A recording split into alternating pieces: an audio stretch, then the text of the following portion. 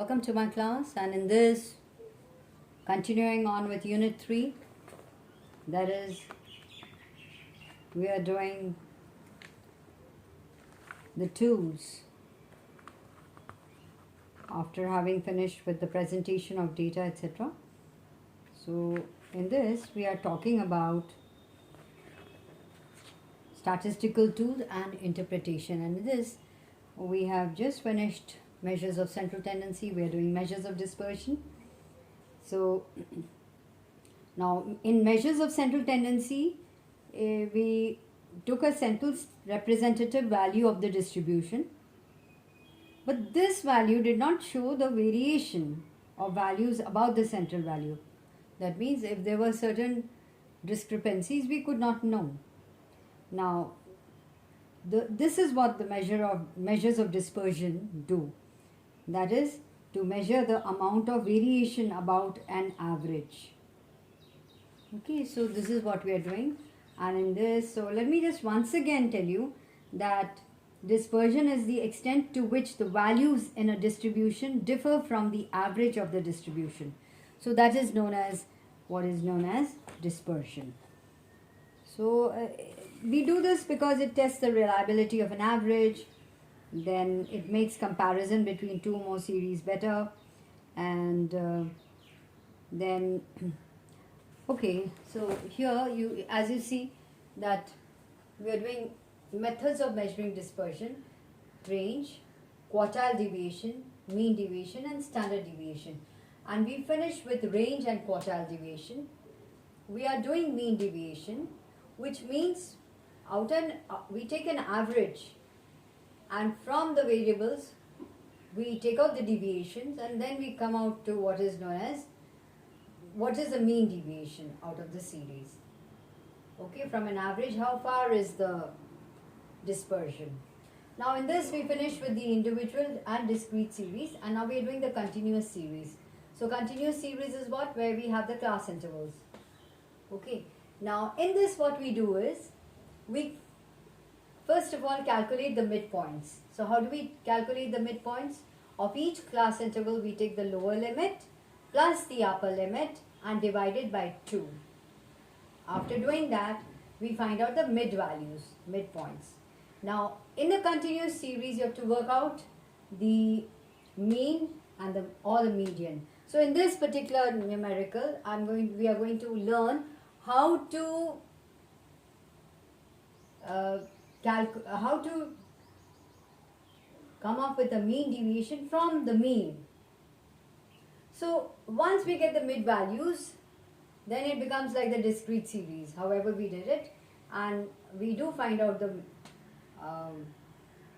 mean as sigma fm upon sigma f. Once the mean is found out, then we go in to find out the mean deviation from mean, that is sigma f into the deviations within parallel bars. That means we don't consider the plus and the minus signs, and about total number of the variables or total number of frequencies as it's known as. So let's just come back to this. Now in this, it'll become clear if we come to this. Now in this you can see that we have what is known as the class intervals are given, or the range of values from 0 to 10, 10 to 20, 20 to 30, 30 to 40, 40 to 50, 50 to 60. And these are the frequencies that are given: 7, 3, 16, 15, 5 and 4.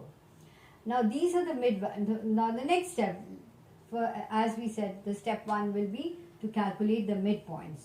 So we've taken 0 plus 10 divided by 2 is 5, 10 plus 20 is 30 divided by 2, that is 15, 20 plus 30 divided by 2 is 25, and so on.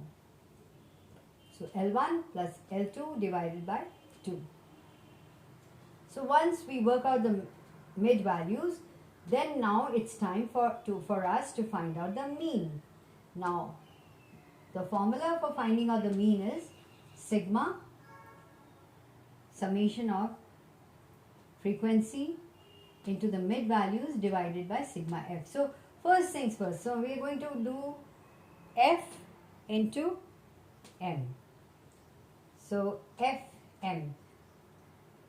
So frequency into mid values. So what did you get? 7 5s are 35.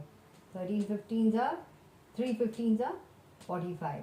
16 into 25, I worked it out, it was 400. You can always do the working. 15 into 35, when you work it out, okay, you get 525. 5 into 45 is 225. 15 into 4 is 220. So this is how we worked out the F into M. Now what is sigma F? So you total up all this, 7 plus 3 plus 16 plus 15 plus 5 plus 4, you get 50. Now we are going to now sum up all of these. F into M, 35 plus 45 plus 400 plus 525, 225 and 220, and that's how we get what is known as 1450. And now we work out the mean. So x bar, this is a formula, sigma fm upon sigma f. So sigma fm upon sigma f, that is 1450 divided by 50 is equal to 29. So 29 is the mean. So now we want to get what is known as D within parallel bars, which means we will not consider the negative signs. Everything is positive. So 5 minus mean is 29. 15 minus 29 is 14. 25 minus 29 is 4. 35 minus 29 is 6. 45 minus 29 is 16. And 50 minus 29 is this. So after we found out this, another column we've got to find out F into D. Okay. Now, so what is this? F into D. So frequency into the D that we worked out is 168. 3 into 14 is 42. 16 into 4 is 64. 15 into 6 is 90. Then 5 into 16 is 80. 4 into 26 is 104. So what we get is 548 when you add this up. So sigma F into D, you added them up, you sum them up and you get 548. And now for the formula of MD by mean is equal to sigma F into D upon sigma F. Sigma FD, this one, this upon sigma F. This is what we do. So this is how we get 548. So we've already calculated. We've already calculated sigma F. It is 50 is equal to 10.96. And for finding out the coefficient, this is the mean deviation. 10.96 is the mean deviation. And from here, if you take the coefficient of mean deviation, it will be MD upon X upon mean is equal to 10.96 upon 29. And this is the answer. So again, let me repeat that you must do this in your notebooks. Go to your books, do the illustration from there, and also from an exercise take up one. And in the next class, I'm going to do same mean deviation continuous series, but now with median. So we finished with mean and we're going to do with median. Alright. So with that, ready for the next class.